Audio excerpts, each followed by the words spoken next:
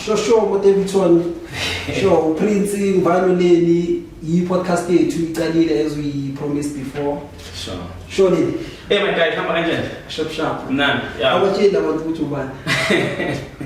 Okay, I believe they do know who I am, but Ikamalami Nguspa, Commander, and studying as well Spectacular, the golden voice of Davidson, and as well Lane, understand? Sure. But today we are great. This is third episode, and Prince La, thanks to you, my guy, for sponsoring podcast with this studio, man. Sure. Understand? Sure. And I believe it will sound great if Ubajeli Buti Kamale Kambanya Koyin. Sure. The company to Tipek Media, Irana at Davidson next to McDonald's. In the studio, is Taluba famous Gakula and Davidson. Let's show Gama shoot. I think very literally, I was talking to someone, Niti. This is the best studio as now as a photo shoot. Sure. Like Davidson, you understand? Because everyone will get out with wow. Sure. And the fact of you've decided to with no man. I'm going to sponsor E99 for podcast in a studio. You understand? It says a lot about you and the sponsor. I can understand. Sure. And at the end of the day, you are one of those. Abafuna ukwenza difference ekhasi ngibona njengoba abantu laba abahlezi bafuna ukubona umuntu ahleka smile into okuhleli kwenza in daily basis, but it's something engibona ukuthi ufuna ukuyenza. Sure. Yazi brother ne. Yeah. To be honest now, the first time ungitshela nge-podcast yakho I only realized because they took now ababhaya bangasipani and bahleli namatalent ethola. Sure. So if I don't give you le thuba lokuthi ngokusiza, ungayenza ukuthi talent lakho lishabalale. Bethole into efana nale. Sure, man. Uthola ukuthi akasekho umuntu okusiza ugcina soyenza lezinto ongazifuni because of usobona ukuthi ayikho into ongayenza ethola. Yeah. So for the fact ukuthi ngibona ipassion kuwe, ngabona nokuthi lento ishaya sharp eFrostan. Yeah. I rather come usizele out. So that naye akhona ukuthi aqhubeke. You'll never know ukuthi you up in life ethola. Mhlawumbe this is the way ukuthi uqhubeke. My guy. What you check up ikasi lethu iDavidson. Ikasi leceding unemployment kakhulu guys. And the most painful thing is literally unemployment, literally talent. Lakhulu. Lakhulu. So I think sometimes the Davidson into yolalayo angazi ngizothina by no connection or in the environment. I think the environment nayo it plays a role of negative, and into enhlali ngisho ukuthi into yenza ukuthi kube difficult ukuthi for one to move from a Davidson to a Jozi. Sure. Imagine now it's 435 that's and it's hard for most of young people because abasebenzi, including myself, when I'm in Spain, I had to work hard as a football commentator and a radio presenter on my local radio stations in order for me to get recognized by Futaban Masekas at Davidson. That's like you noticing at Davidson. Like me now on my side, to be honest, the business that I'm running here. It was hard to put in break through once at Davidson. But when I left Davidson, I Pretoria. Not only supported by one was at Davidson, but I also supported as Umuto Bidor. So what I'm going to say, Ikamadam could be door. Sure. Because I'm suddenly move. Sasan's way to know without you could Davidson. Out as a Bidor. So that's why I decided to let me come back. La ngikhulele khona ngizosiza amajida wala ekhasi sibone ukuthi amatalent esiwavusa kanjani as much as manje sibhizi podcast yakho. Sure. We trying to push ukuthi at least nawe ukhona ukwazi like there's something wenza nge-life yakho nalento uyithandayo ukhona ukupusha ngayo ethola because into emnandi life-ini akumelanga uye esipanini ngokuthi uyayo. Maybe uye esipanini ngokuthi uyasinjoy. Ethola imali oyisebenzela ungayi-enjoy kuyafana guys. Kunzima because at the end of the day uya esipanini but awukho happy, you understand? That's true. Like that's why a lot of people never holler because I get happy. We puza yonke man because the guy hasn't been happy since day one. Exactly. Yabona lento kasi lento sirengayo. Ile nto wahlezi bayisho bathi amachita asipana contract ile amachita ashaya asipana construction amachita adla imali yabo kakhulu. Athi badla imali yabo kakhulu. Yabona to be honest lo munye iskila uthole like into sezincane. Uzibuza ufuna ukuba yini kakhulu. Nazi kaza mfuna ukutshela manje ayikho even ne1 ezokutshela ukuthi mina ngifuna ukwakha amankulu. Zonke zifuna ukuba amaphoyisa abodoctor, ngifuna ukudlala ibhola, ngifuna ukuact, ngifuna ukuyenza. Obviously umuntu omona construction uye lapha because of bese kabona ukuthi akusana plan life ile ethola. So ispani siyamlimaza and nangapha nomholo yamlimaza because nemali yamkayona lingana le effort ayifakayo 100%. And sometimes it's either unabantwana, it's either ekhaya kusebenza umuntu, you understand? So now I have to ukuthi ngihambe ngaleyo ndlela, but otherwise impethu kunzima ekazi. I want that, you understand?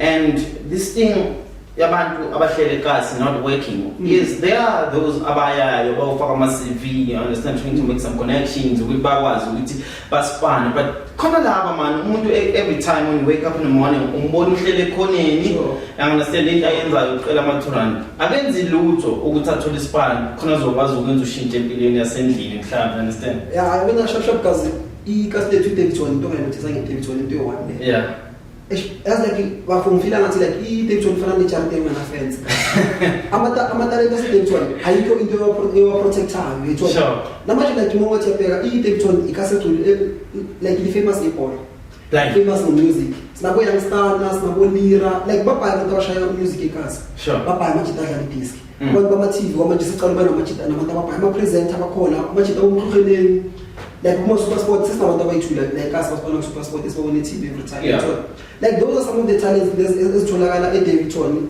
and of which akusukuthi labo esibabona baphumelele yiko kuphela babaya abantu abangaphumelele ekasi nethi i-talent unprotected unga protect talent ukhawathi abantu ababhaya because umuntu ugcina sekayiphuza talent lakhe mfethu abajita abaningi bayiphuza talent, you understand? Exactly. Before futhi sikhuluma about ukuthi amajita aliphuza talent, abantu abadala manje emakuleni bathola bathi esikhathela ama-tollgate. Exactly. You understand, because into eyenzakalayo ukuthini baqela amapondo laba.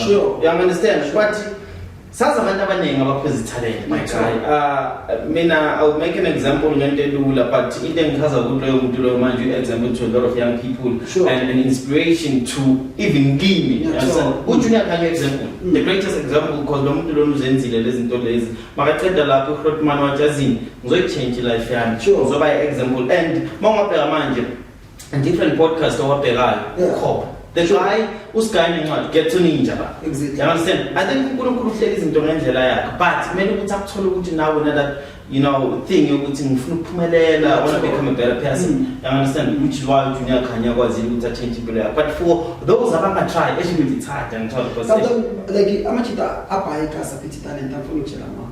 Yabona if we were to go into each and every household, we change talent yomntwana bozobona ukuthi David John is a country on its own like sharp because every house like more to hlanganisa like ile ama leadership skills was David John abhaya mara manje sikhathwa yini bethu ama-talent ase David John like angaphandle ayishinto evale like there's nothing eshinda italent eDavid John umuntu khona ukubona like umntana onetalent bazomncoma kuphela but abanayo indlela yokuthi bakhona ukuthi bamsize abe sharp so those are some of the things ezisikhawathwayo and mawuthe checka i-custody sharp angazi ukuthi into esingayenza shapshap ekasi ukuthi khona ukusiza amajita akhona ukuthi barealize ama-talent wabo ukuthi ne-talent elisona ngaso into enjalo. The main problem ekhona ukuthi mina ngizoyisho ne angangisho like ngifihle lokho, you understand ukuthi I may have positive intentions ukuthi I'm starting an organization in NPO today because I want to help young people ukuthi bakwazi ukuthi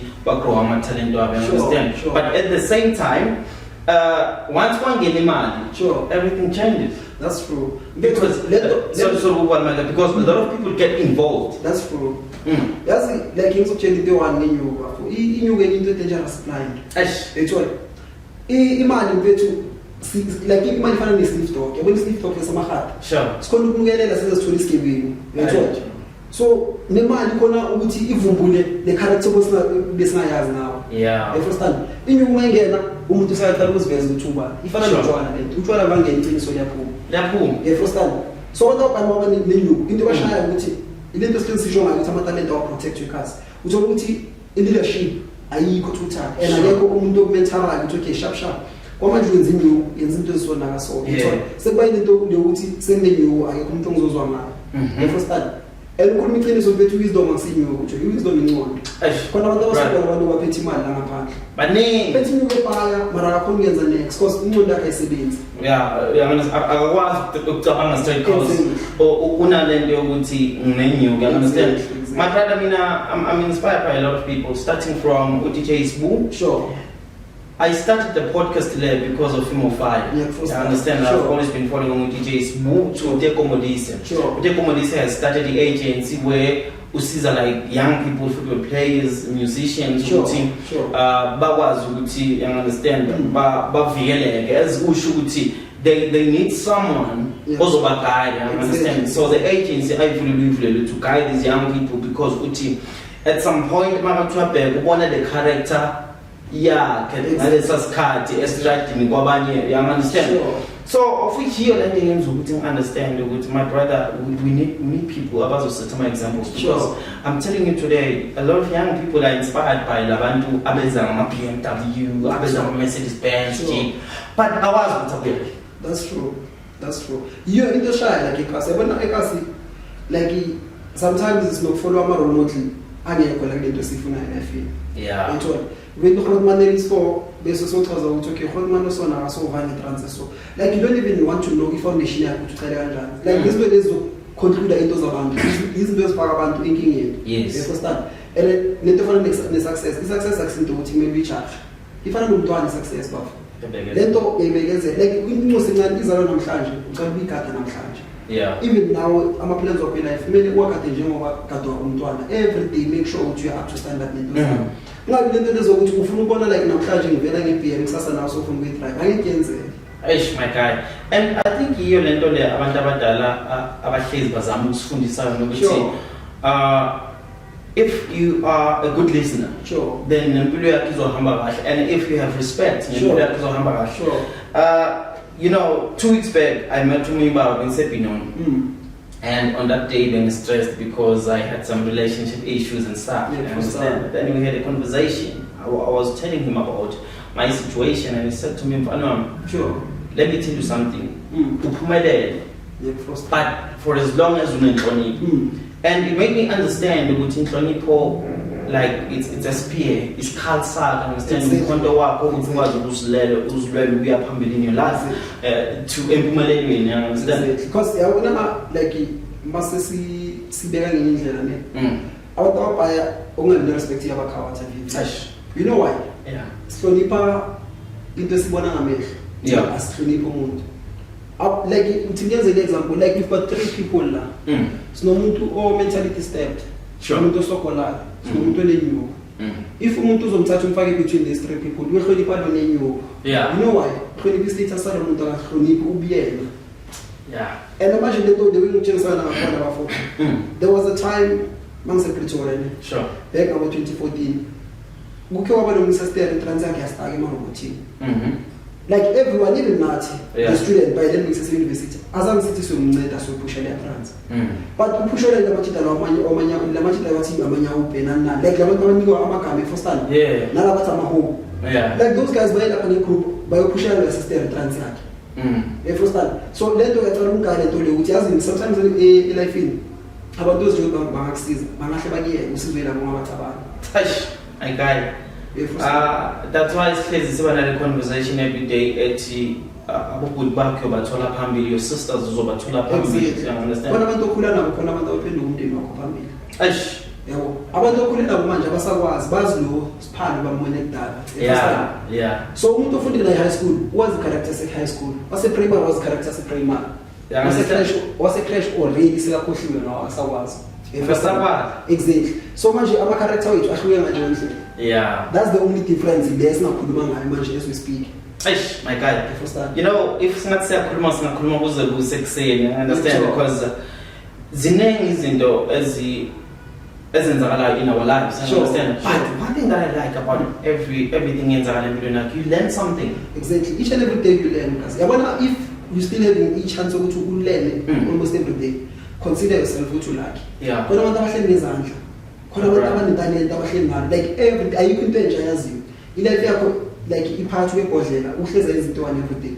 Ekuseni uye shop uma shop ubhaye inkaza uyabhema uyohlala lapha ngaphandle weekend la kiyo.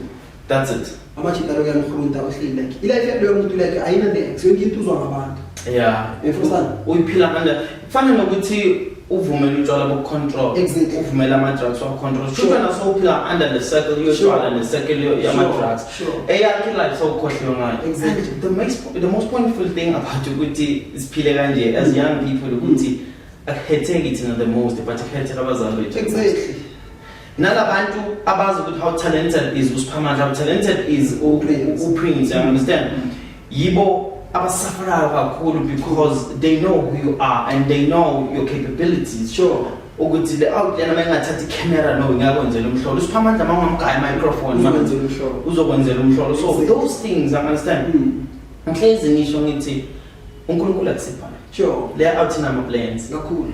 And mina ngangathi today kuwe ngile out phela ngokuthi noma ngabe kwenzakaleni because ngeke ngawenza amaphutha before, you understand? Noma ngabe kwenzakaleni empilweni mina I don't have inhliziyo yokuzonda, you understand? Yangilahlekela le inhliziyo ngisakhula because the understanding is bengiyozonda umhlaba wonke because there's so many things ezike zenzeka empilweni yami, you understand? Growing up, but if I was one of those guys ngabe manje sengizonda umuntu. That's true. And then like yabona bonke bengenzondwa ne. Yeah. I-hatred ayikawathi nomuntu omzondayo. Ikhawatha wena lozondayo. Yeah. Because kuwe ikobuye first time. Wena uwoshayo yena kashi lo muntu ophethe umlilo la kuye. Because wena kahle kahle uphethe umlilo umuntu abantu abaphethanga next. Lo mlilo ushisa wena because ula kuwa ukho lapha kuye. Ukho lapha kuye and first time. Yeah. Angeke uhlale ungachisi because every day this thing we are team yabila mawubona lo muntu lo iyabila, understand? Exactly. You know, last time ngifunda ne I was on Facebook and mangifunda kanje ngichecka ngibona umuntu usisi uthi uzonda amaphoyisa, understand? Sure. So I'm sitting thinking why kwenzakala. So this thing, there's so many, you know, people la ngaphandle bathi hey sibafethu abantu bashona on daily basis. Sure. Abantu bayagwaza every day. Sure. I understand. Sure. And but ayikho into eyenzakala. So zonke izinto esikhuluma ngazo mawusihlanganisa ziyabambana zakhe into yinye, you understand? Sure. I was watching any video, the president of amaphoyisa, sure, they were having a conversation nomunye umlungu, yabo? So a conversation yakhona yaze yashisa, you understand? Yaze bangendlela yokuthi manje sebacela exchange amagama nge-disrespect, you understand? But this white guy uthi baningi abantu ababulawayo every time. Sure. And yithi manje ekumele ukuthi senze umnyakazo in order to protect labantu la. Yeah. So ngifuna ukuthi this thing, the reason why singabi namaphoyisa was project lack of uthando, focusing on imali, focusing ezintweni that has to do with you, but forgetting about the community that pays you, because the community, the tax and everything. Sure. So you will look at our issues facing you guys. How many people have been killed at Davidson, but nothing was done? There's a guy what on so like nothing was done. I still remember that incident. So you see, my guy, we need to talk about those things. Sure. And I believe with Manja, if someone will be watching after uploading the video, those will show, hey guys, we are touching on something. Sure. Yeah, well, those. I think now Prince will go up and allow a situation. Someone, I think there's a lot about it. But some police are sure. So this is the case with Samakata. You know, like that's why, like, isn't like we are so sorry with such a like a lot of topics at the same time. Yeah. Like this is just an intro, and I'm trying to get you know, in the voice, yeah, people are no longer going there by profession. By what you qualify. Yeah. My first time, often the metric or metric. So see that as not time you learn to see that. Funny much. There is no one imagine like South Africa into ACT equality. Not a profession. Yes. It's because people are not doing this thing because of time. Second into a fast. Yeah. The first time. Imagine you go to your hand for years in medicine. You have 4 years or 5 years of skill. So being into it as a man no longer as a kaya and it was so suffer. When I saw it as anything, Shaiko Samapoisa. Ukuthi isimpushele one year or rephendule traffic cop ngenza something then lo umuntu asashaya job yakhe ngepassion sabekela ukuthi at least ngikomkodle ekhaya first time main concern yakhe ukudla even manje if you can go out uyobuza yakwenza questionnaire nabantu abasestradini ukuthi why usebenza uyokuthi ekhaya ngene badla ngeke athi umsebenzi ngiyawuthanda Yeah. So including nama soccer stars. Khona abantu aba-talented ozokuthi ibhola bayathanda ukutshela kahle ibhola ngithanda.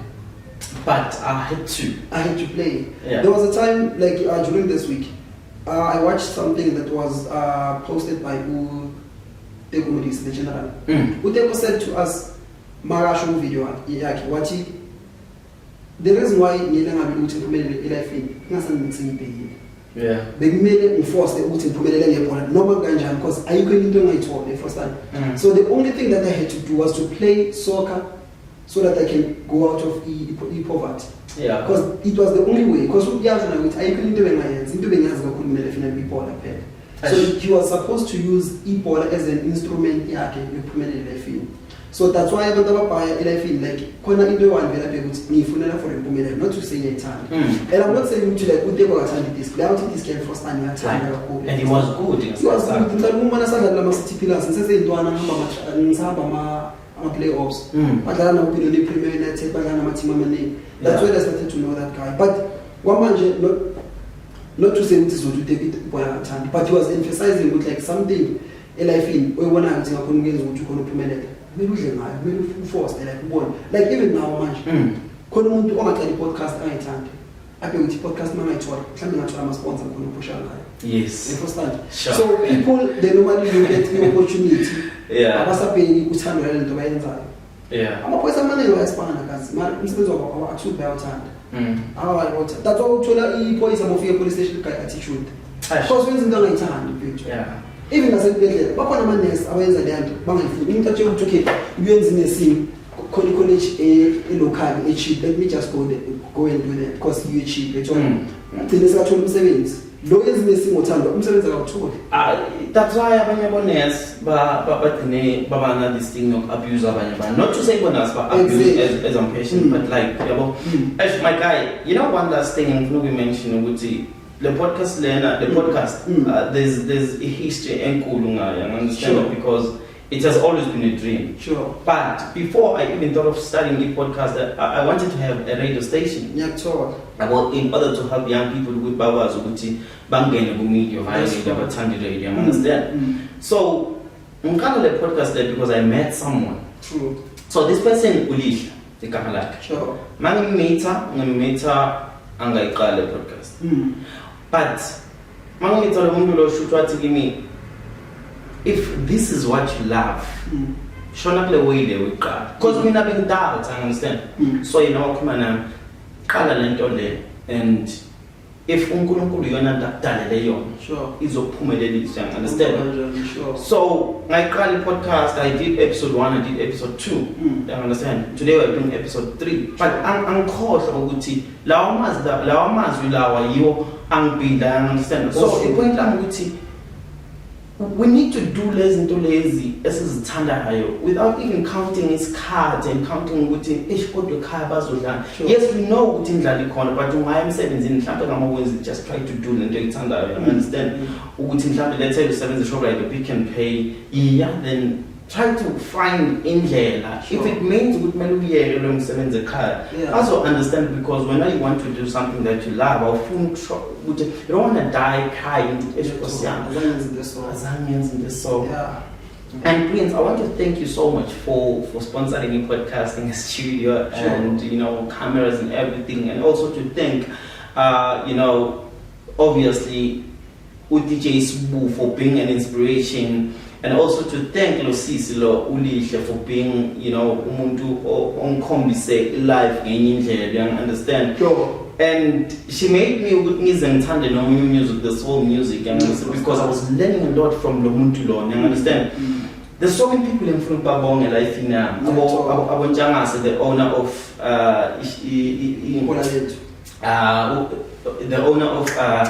Estahle Nishisanyama. Sure. You understand? And also thank Abu Kabe Poleletu for giving me an opportunity. You understand? Because if it was not of them, that's true.